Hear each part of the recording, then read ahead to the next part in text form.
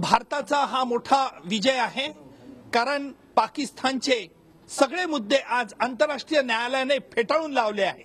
एवढंच नाही तर आंतरराष्ट्रीय न्यायालयाने अत्यंत कडक शब्दात पाकिस्तानची निर्भत्सना देखील केलेली आहे। कारण पाकिस्तान म्हणत होतं की कुलभूषण जाधव हे भारतीय हेरा आहेत आणि त्याच्यामुळे आम्ही हेराला काउन्सिल ऍक्सेस देणार नाही, परंतु त्याच्याकरता त्यांनी 2008चा भारत आणि पाकिस्तानच्या करारावर त्यांची मदार होती। परंतु आंतरराष्ट्रीय न्यायालयाने हे स्पष्ट केलं की 2008च्या करारानुसार कुठेही पाकिस्तानला हा बचाव घेता येणार नाही आणि काउन्सिलर ऍक्सेस देता येणार नाही, हे म्हणणं चुकीचं आहे। त्याचप्रमाणे आंतरराष्ट्रीय न्यायालय हे स्पष्ट केलं की आर्टिकल 36 नुसार काउन्सिलर ऍक्सेस देणं जरुरीचं आहे आणि म्हणून आंतरराष्ट्रीय न्यायालयाने तिसरा मुद्दा विचारात घेतला की काय हे इमिजिएट काय रिलीफ दिला पाहिजे, काय तात्पुरते उपाययोजना केले पाहिजे, कशा प्रकारे प्रिजुडिस होऊ शकतो भारताला आणि कशा प्रकारे जाधव आणि भारताला कायमचं नुकसान होऊ शकतं।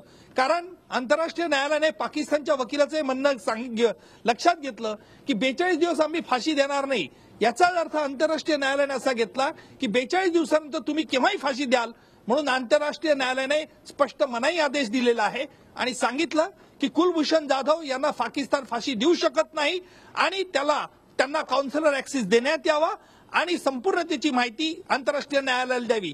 एवढंच नव्हे तर आंतरराष्ट्रीय न्यायालयाने सांगितलं की हे प्रकरण अजून संपलेलं नाही, हे प्रकरण प्रलंबित आहे।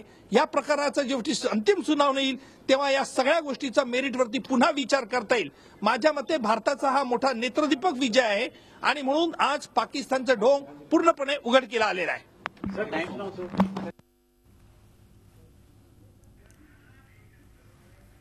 कुलभूषण जाधव यांना फाशी होणार नाही याची तजवीज, याची काळजी पाकिस्तानने घ्यावी असा स्पष्ट इशारा सुद्धा दिलेला आहे।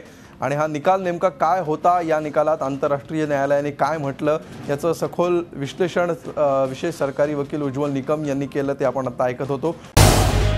झी 24 तास रहा एक पाऊल पुढे।